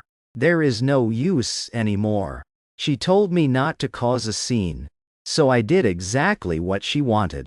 I didn't send the message. I started heading back down the mountain. My heart was getting colder by the second. The sky exploded with fireworks. The start of their engagement party. I went and rode the Ferris wheel alone. You can see everything from up there. The fireworks, the stars, everything. It was so beautiful. But this time, I was the only one in the car. The only thing keeping me company was this phone full of misery. When I reached the top, I pulled it out. I wanted to capture the sky, but I scrolled through my feed and everything was ruined. Qianze posted a photo in an expensive suit, holding a glamorous Shen Shui. They were acting all cute for the camera. The caption, holding hands, growing old together. Kyokiao posted a photo of them greeting the guests. The caption, the hottest groom and the prettiest bride. Wishing you guys so much happiness. And then, my parents' posts. They even captured the highlights of the engagement, sending their warmest blessings. In the end, I didn't reach for my camera to record this moment. I just silently wiped my tears, waiting for the Ferris wheel to bring me back to earth. I checked the time. It was almost 8:00 p.m. I didn't linger on the streets and took a cab straight home. Usually the Lu house would be buzzing at this hour. The family would either be having dinner together or chatting in the living room. Tonight, even the servants were gone. I took a shower, changed into the new clothes I bought today, packed my few belongings and left without a second thought. At the meeting point, I saw the unmarked secret vehicle waiting for me. As we drove through the city center, I passed the hotel where Shen Shueri was holding her engagement party. The giant outdoor screens were broadcasting her and Qianze live. In front of the cheering crowd, they held hands and hugged. They kissed, pledging their lives to one another. Passion seemed to burn in both their eyes. My parents were beaming with joy, and Kyokiao was visibly ecstatic. Everyone was offering their highest praises for this union. I looked at the screen one last time, wishing them a happy engagement, and left without looking back. From now on, the Lu family of Jinhai and everything here no longer has anything to do with me. Once the ceremony was over, Shen Shuer looked everywhere but couldn't find Yuanzhou. For some reason, she felt an unsettling dread tonight. It was as if she was about to lose something irreplaceable. Looking at Qianze, who was already drunk, she felt a surge of irritation. She frowned and dialed Yuanzhou's number. Once, twice, 3 times. By the 10th try, it still went straight to a busy signal. She suddenly realized that Yuanzhou had blocked her block. No, how could he? Shen Shuer felt a sharp sting in her heart. Clutching her phone, she went to find Kyokiao. Before this she had been gaslighting herself, telling herself it was okay. Yuanzhou is so generous, he loves me so much. Surely he'll understand. Once this is over, I'll definitely keep my distance from Qianze. I won't let Yuanzhou suffer anymore. She had planned to find Yuanzhou immediately after the ceremony, but Qianze had insisted on her accompanying him to greet the guests. Seeing that vulnerable and innocent look in his eyes, she had softened and couldn't say no. Just moments before making that call, Shen Shuer was still relieved that the Baoli engagement ritual had gone smoothly. But now that she couldn't reach him, she was spiraling into a total panic. She couldn't even maintain her composure. As the star of the night, Kyokiao was drinking with a group of people, complaining loudly. Where did you even hear that? Sister Shuer loves my second brother, Kianze. As for Yuanzhou, he's just a stubborn, sour-faced clown. He's not even welcome in our house. It would be a blessing if he just vanished and stopped annoying us. Hearing this, Shen Shu'er became even more agitated. She snapped, Kyokiao, Yuanzhou is your older brother. How can you say something so cruel? Shen Shu'er bit her tongue. Trying not to cause a scene in public, she grabbed a stunned and confused Kyokiao, pulling her into a quiet corner. Kyokiao, call your brother. He blocked me. I can't reach him, and I'm worried. Something's wrong. Kyokiao looked at the frantic Shen Shu'er, her shock turning into irritation. Sister Shu'er, this is your engagement party with my second brother, snapping at me over Yuanzhou. Don't you think that's a bit much? He's just throwing a tantrum to get a rise out of you. Why even bother? It's such a perfect day. Talking about him just ruins the vibe. Usually, Shen Shu'er wouldn't have argued back, but her heart was hammering against her ribs. She felt genuinely terrified. She cut her off coldly. Enough, Kyokiao. No matter what you think, Yuanzhou is your own flesh and blood. Start showing him some damn respect. Kyokiao stared at her, even more stunned. She pouted and huffed. You're being ridiculous. That freak doesn't deserve a shred of respect. He never even treated us like family, okay? Fine, fine. Since you're so worried, I'll call him. Happy now. Shen Shu'er pushed through her annoyance. You're the last person who gets to call him ugly. Don't forget that he's disfigured and has that scar because he threw himself in front of that car to save you. If he didn't care about family, would he have used his own body to shield you from danger? Kyokiao rolled her eyes as she dialed, talking back with a sneer. Sister Shu'er, I hate it when you defend him. If second brother heard this, he'd be so hurt. Busy signal? No way. That psycho blocked me too. Shen Shu'er's panic hit a new high. That heavy, sinking feeling in her chest was overwhelming. Kyokiao suddenly had an epiphany. Oh, I get it now. I've got it. He definitely saw the posts. From Mom, Dad, and me. He's just throwing a jealous fit. So he's using this pathetic little trick to vent his frustration and try to make us pay attention to him. Shen Shu'er's mind was racing. She wanted to teleport to Yuanzhou right now. This feeling of being ghosted, the realization that he might actually be gone, was making her lose her mind. What posts? Kyokiao pulled up her feed and showed her. Here, see? Relax, Sister Shu'er. He's fine. He was liking posts 3 hours ago. He's probably just sleeping at the house. Right then, my parents walked over, leaning on each other. Shu'er, Qianze is looking for you. It's not good to leave him alone at the table. Go back and keep him company. Shen Shu'er didn't move. Kyokiao sighed, sounding helpless. Sister Shu'er, can you please just go back to my brother? He looks really pathetic sitting there alone. You're just worried about Yuanzhou, right? I'll head back to the house and drag him here myself. The ceremony's over anyway.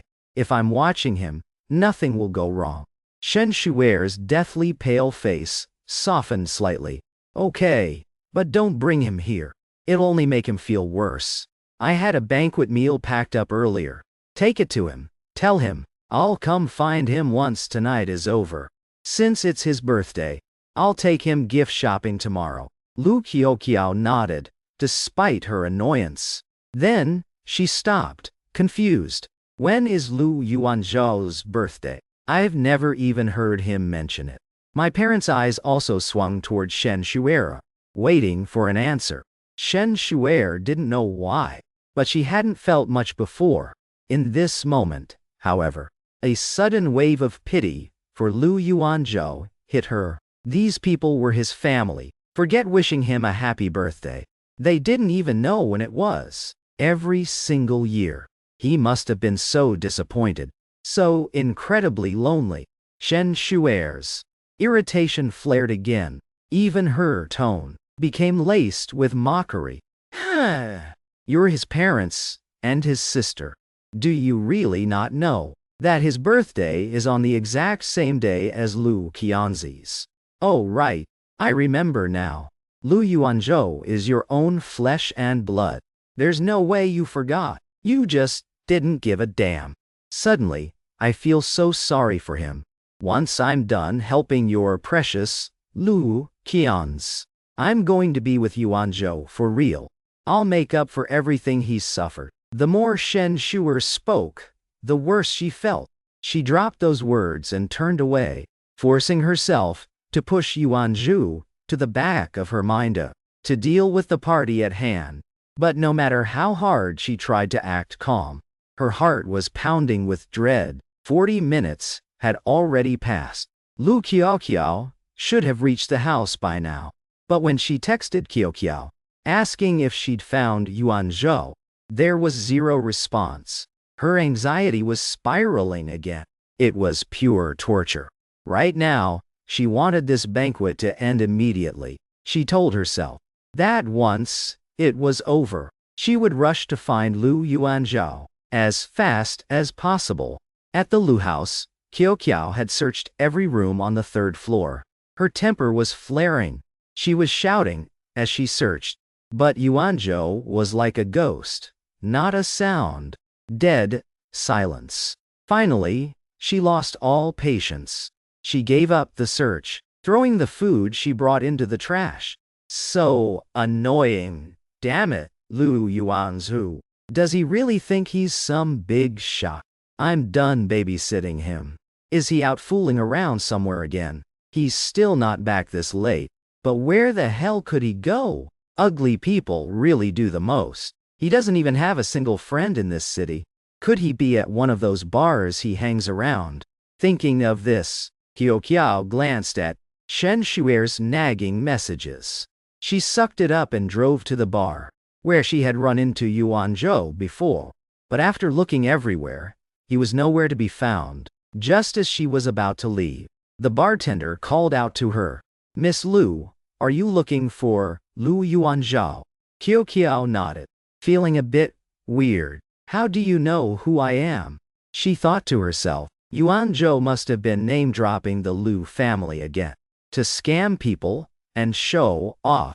The mere thought of Yuanzhou telling people he was her brother made her skin crawl with irritation. She was totally repulsed. "Miss Lu, Lu Yuanzhou hasn't come in for his shift in 2 days. I'm the owner of this bar. He used to gig here pretty often as a regular. We were kind of close. He once told me that you were his beautiful little sister. He said he was working to save up some cash to buy his sister some pretty jewelry. Lately, he was working to fix his old guitar. But once he had enough money yesterday, he didn't show up today. He told me he wouldn't be coming back anymore." I figured his little phase of experiencing real life as a rich kid was finally over. "I didn't expect to see you here looking for him today." When she left the bar, Kyokiao felt a strange weight in her chest. She couldn't put her finger on it, but it made her furious. So, Yuanzhou wasn't at the bar just to mess around. He was actually working. But as a member of the Lu family, how could he ever be short on cash? Her parents always made sure accounting sent him money. He shouldn't have been broke. Driving back to the house, pieces of the past started clicking together. All these years, Lu Yuanzhou really did only wear generic clothes, and he only had a few outfits. He almost never ate with the family. She and second brother went out in a different luxury car every day. But Yuanzhou didn't even seem to have one. Was he working part-time because he was actually penniless? That makes zero sense. Doubt started gnawing at her, making Kyokiao even more irritable. She called the company's head of finance immediately, demanding to know exactly how much money the family had sent Yuanzhou over the years. "Miss Lu, for all these years, the family hasn't sent the eldest young master a single cent." The answer from the other end of the line left her completely frozen in shock. It was like hearing the most impossible, twisted joke. She couldn't believe her own ears. What? No way. You must have made a mistake. Check it again. Properly. No. Go back to the office right now and verify it. I want the exact amount. The Lu family has sent to Lu Yuanzhou in the next 30 minutes. The voice on the phone was calm and dead serious. Miss Lu, for years, I've personally handled the company finances. I can guarantee you 100%, not a single penny has ever gone to the eldest young master. We were supposed to send it, but the second young master said he wouldn't need it. He said the master and madam ordered it to be sent to his account to fund his new business venture. So, it's always been transferred to the second young master. After hanging up, Kyokiao was more confused than ever. She had a sickening feeling in the pit of her stomach. She knew exactly how much she and second brother got every month. It was enough to live a life of total luxury, and second brother never started a business. Why the hell was he stealing Lu Yuanzhou's money too? Was Yuanzhou really working gigs because he had $0? Then, what about his tuition? His living expenses? Did he pay for everything on his own? Kyokiao didn't care about anything else now. She called the nanny who was off duty, asking about Yuanzhou's room. She was going to find him tonight and get the truth. Why didn't he say anything about not getting an allowance? She had spent years hating him for being a bum and fooling around, and he never even tried to defend himself once. What was he thinking? Miss, the eldest young master has always lived in the basement. He should be sleeping there right now. You'll find him there. Hearing the nanny's words, Kyokiao's shock reached a boiling point. She was vibrating with rage. What? Say that again. How the hell could Lu Yuanzhou be in the basement? He's a Lu.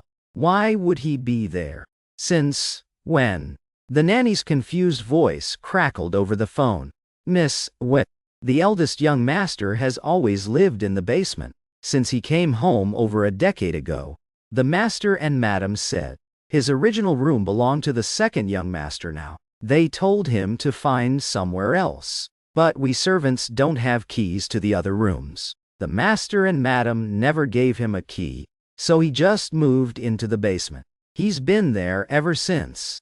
When Kyokiao opened the basement door, all she saw was junk piled everywhere. The space was huge, but it was damp and deathly cold. It looked like a literal garbage dump. Kyokiao had no idea the basement in her own home looked like this. She couldn't fathom how her brother had survived in a place like this for more than 10 years, without a single word of complaint. The deeper she went, the more her stomach churned. In the corner, she saw a bed made of old oil drums and planks.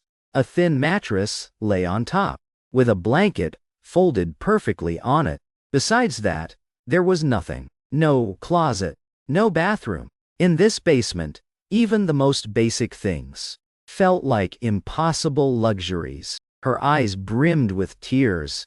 After searching around, she finally found a worn-out pen on a small stool tucked under the bed. Aside from that, there were only a few shredded photos and a bone marrow donation report. Kyokiao couldn't fathom it.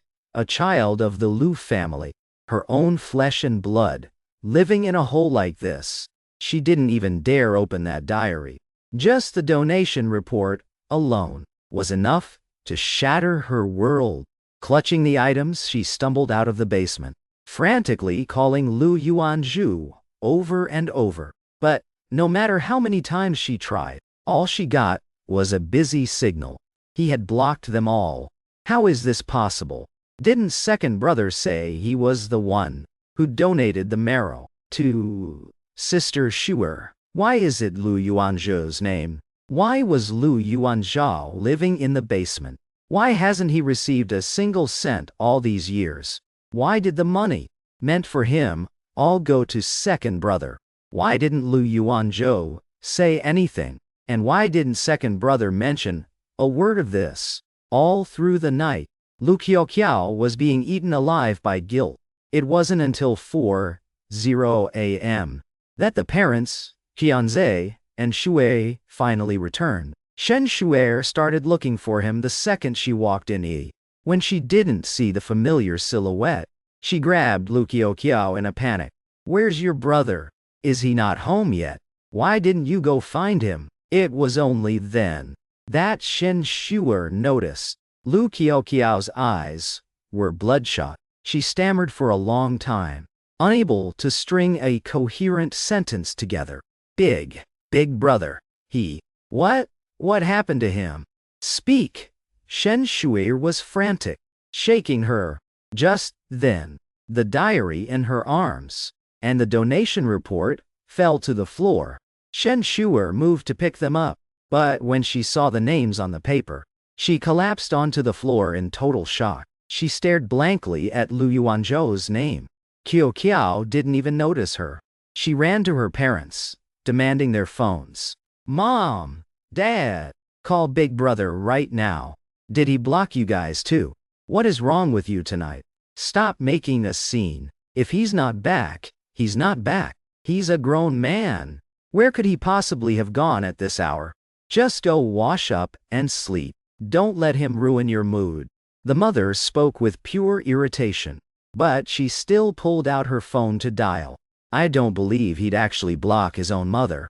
But a second later, the automated voice turned her face a sickly shade of white. "Busy signal. He really did block us." Lu's father was equally stunned. He pulled his phone out and dialed. When he realized it was the same for him, he was about to start yelling. But Shen Shui stood up from the floor. She stumbled toward them, clutching the report tightly in her trembling hands. She suddenly slapped Qianze across the face. Her voice was ice cold and full of fury. "Qian, you told me you were the one who donated the marrow. Why is Yuanzhou's name on here?" The parents were completely blindsided. Lu's mother was the first to react. Before Qianze could even speak, she rushed to shield her favorite son.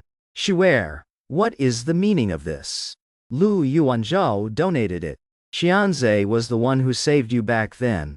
Everyone knows that." Shen Shui snatched the report from the ground and shoved it at her. "Take a good look then.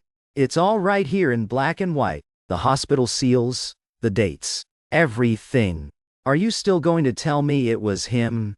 As the mother scanned the report, Qianze tried to play the victim. "You must be mistaken. This report doesn't prove anything." "Shut up!" Shen Shui screamed at him. "Every single time I talk to you, you give me that same pathetic look. Who are you trying to play? Fine. If you won't tell the truth, I'll go to the hospital and find out myself. I was wondering yesterday why Yuanzhou kept saying he was the donor. I trusted you without question. But now I'm starting to think that you're nothing but a pathological liar. And this whole nice guy act is a total sham. I'm done, Qianze." She spat those words out and stormed off. Nobody could stop her. Kyokiao finally snapped back to reality. She looked at Qianze, whose eyes were red. She asked him, one slow word at a time, "Brother, tell me the truth. All these years, did you block the company from sending money to Yuanzhou? Did you steal every cent meant for him and keep it for yourself? Well, did you?" Qianze panicked. He started shaking his head frantically, trying to lie his way out. "Kyokiao, what are you even talking about? I would never do something like that."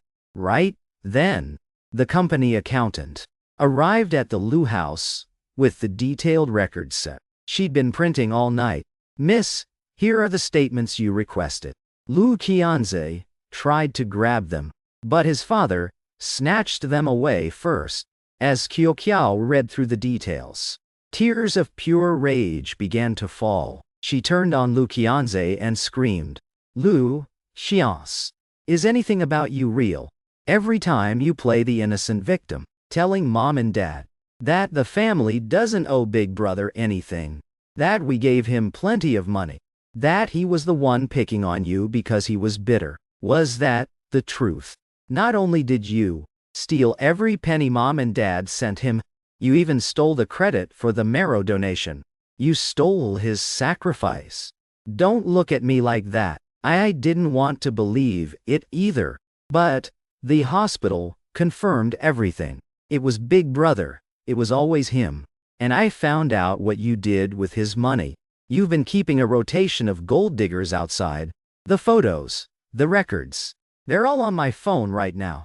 How much longer? Are you going to keep lying through your teeth? Kyokiao's voice broke with every word. She was on the verge of a total breakdown. As the reality set in, the parents looked at the records in the phone, frozen in horror. Yuanzhou was trembling, looking completely unhinged. Kyokiao, what are you saying? I don't understand. The father suddenly lunged forward. He landed a heavy punch on Ae, shaking Kian's like a cornered animal.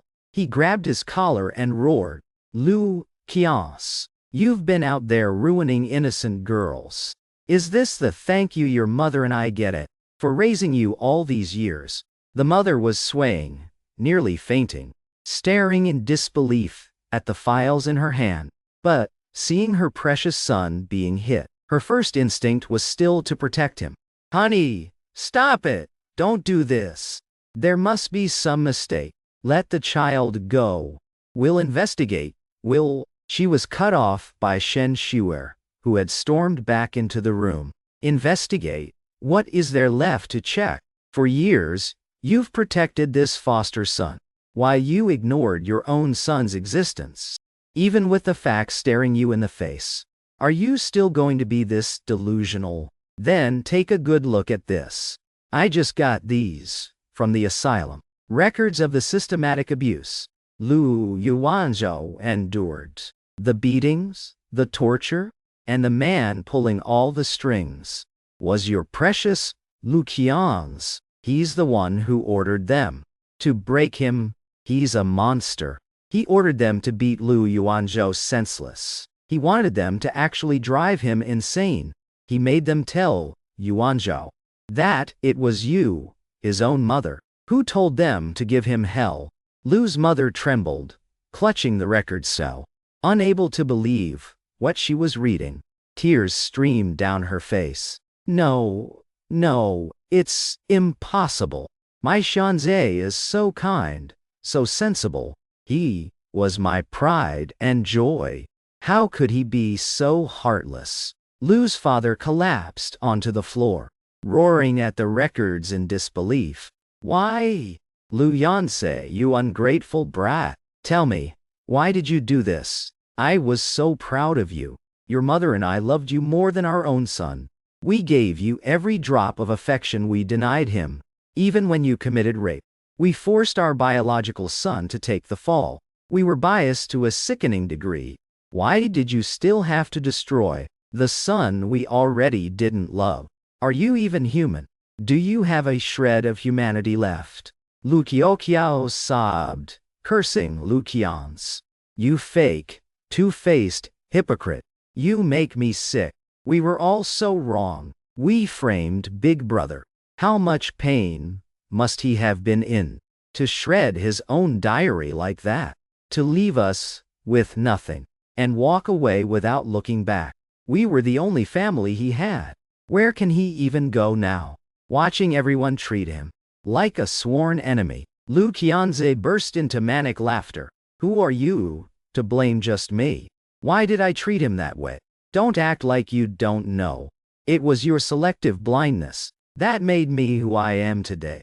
I wanted him to know that as long as I existed, his family and lover would never choose him. I wanted him to spend his whole life as a pathetic, unloved stray. Now you're all pointing fingers at me. You think you aren't guilty. If I was the one holding the knife, then you, his family and lover, were the sharpest parts of the blade. Compared to my abuse, the pain you caused him is what actually destroyed him. Fine, I admit it. You know everything now. I'm a heartless monster. Are you happy now? Satisfied? Everyone can judge me. Say I'm just an ungrateful foster kid. But so what? At least, I lived a better life than your precious biological son. His life was a total nightmare. So he donated the marrow? Big deal. Shen swear you loved him, not me. Why the hell would I donate mine to save you? And you're no saint either. You think you didn't hurt him. You never believed him. If anything, your betrayal hurt more. Qianze didn't even get to finish. Shen shuer, driven to madness, grabbed a knife and stabbed him repeatedly in the chest. Blood splattered everywhere. You monster, Qianze. You absolute bastard. Die! Just die! Everyone scrambled to pull her off. The ambulance arrived at the Lu house once again. They saved Qianze's life, but he was barely hanging on by a thread. He was committed to a high-security asylum. Lu Mu lost her mind. Overnight, she forgot everyone and everything. She'd apologize to every stranger she saw, weeping uncontrollably. Lu Fu's hair turned white. He looked like a man at the end of his rope. Only Kyokiao and Shen Shuer remained, trapped in a cycle of pain and regret. They spent every single day looking for him. But Yuanzhou had vanished into thin air. No matter how much money or effort they spent, there was zero trace of him. 1 year, 2 years, 5 years, 10 years. A lot can happen in a decade. Qianze died in the asylum. Lu Mu, in her madness, slipped past the servants and ran into the street, where she was killed in a car accident. Lu Fu suffered a stroke from the shock, and was left bedridden and paralyzed, unable to care for himself. The weight of the Lu Corporation fell onto Kyokiao. After 10 years, the once mighty Lu Empire was on the verge of collapse. The Shens and the Lusts, friends for generations, had stopped speaking. Shen Shuer spent her decade running her company, visiting the asylum to torment Qianze, and using every resource to find Yuanzhou. Her life was a waking nightmare of agony. When Yuanzhou was by her side, she thought he'd never leave. She thought he'd love only her forever. But now that he was truly gone, she realized that no amount of money or effort could bring him back. No matter how hard she tried, she couldn't undo the past. Her Yuanzhou was never coming back to her. Time flies. Years passed. When Yuanzhou finally returned to Jinhai, 12 years had gone by. The past that had once been so suffocating, the trauma that nearly drowned him, now felt like a fading dream. It felt surreal to be back. He was only back to receive an award. Once, he had the trophy. He was heading to the Chorus South Sea Islands for a new mission. His future was there, meaningful and healing. The only thing he cared about now was his career, doing his best while he still could, serving his country and making a contribution to society. But Yuanzhou never expected to run into the ghosts of his past, and in the most awkward way possible. As he left the banquet hall, he spotted 2 familiar figures arguing in the distance. Kyokiao was grabbing Shen Shuer's arm, begging her, "Sister Shuer, I'm begging you, please, spare the Lu Corporation. The company can't compete anymore. I'm just trying to keep it alive. Just trying to stay out of debt until Big Brother comes back, so I can give it back to him. This was our father's life's work. I can't let it be destroyed in my hands. I know he'll come back." Before she could even finish, Shen Shuer spotted me and ran over. She recognized me instantly. As I turned to leave, she threw herself at me, hugging me tightly from behind. "Yuanzhou, Yuanzhou, you finally came back. I've been looking for you for so long. I've waited an eternity for you." I forcibly shoved her off. I drew a cold, clear line between us. She stood there, frozen, tears flooding her eyes. She bit her lip, looking devastated. I'm sorry, Yuanzhou, I'm so sorry. Kyokiao ran over too, her eyes red. She stared at me in disbelief, trembling with emotion. Brother, big brother, you're finally home. Come see Dad with me, please. We have so much to tell you. I backed away from them both, looking at them with total detachment. I knew everything that had happened to them. But no matter how miserable their lives were, it didn't move me at all, not even a flicker of emotion. Like right now, watching these two women, who used to be my entire world, sobbing and begging for forgiveness, felt like nothing. I looked at them coldly, shutting them out once again. Sorry, please don't come back and disturb the peace I've finally found. In this world, not every, I'm sorry, deserves an, it's okay. The two of them collapsed to their knees, in total breakdown, begging and pleading through their tears. I'm sorry, Yuanzhou, you can disown me, but I'm begging you, don't vanish from my world again. Okay? All these years, I've spent every single day drowning in guilt. I can't take the pain of losing you again. Big brother, we know we messed up. Mom died feeling nothing but shame and agony. That bastard got what was coming to him too. He died a pathetic death, big brother. I'm sorry. I'm so sorry. We were wrong. What do we have to do to make you forgive us? I couldn't help but sneer. I looked at them and asked, one slow word at a time. Why don't you ask yourselves this? If I had treated you exactly the way you treated me, would you ever forgive me? During those 10 years of hell in that asylum, cutting ties with you was the only thing I dreamed of. And now, I've done it. My world is finally normal again. If you ever try to disturb it, don't expect me to show any mercy. I left them with that, and walked away without a backward glance. The two of them scrambled to their feet, stumbling as they tried to chase after me. That's when my assistant stepped in and blocked their path. Xiao Qi wore an icy expression as he delivered the warning. Miss Shen, Miss Lu, I know a bit about the history you have with our team leader. Even as an outsider, I can see you don't deserve forgiveness. How do you still have the nerve to keep pestering him? Let me give you a fair warning. Our team leader is no longer the same Yuanzhou you used to abuse. He is now under national protection. His time, every single second of it, is invaluable. He really shouldn't be wasting it on people like you. Of course, if you insist on harassing him against his will, you might want to stop and think, can your two little companies really survive against the kind of power we have backing us? Even if you want to be stubborn, you should at least consider your family's futures. Don't show your faces again. The team leader doesn't want to see you. If you actually want to repent, spend the rest of your lives doing it. Maybe if you live through exactly what he did, you'd finally give up and stop this pathetic clinging. By the time Xiao Qi caught up with me again, it was quiet behind us. The entire world was finally quiet. I headed straight to the airport. I didn't linger for a single second. In this suffocating city, it's a place that only knows how to drain the life out of you.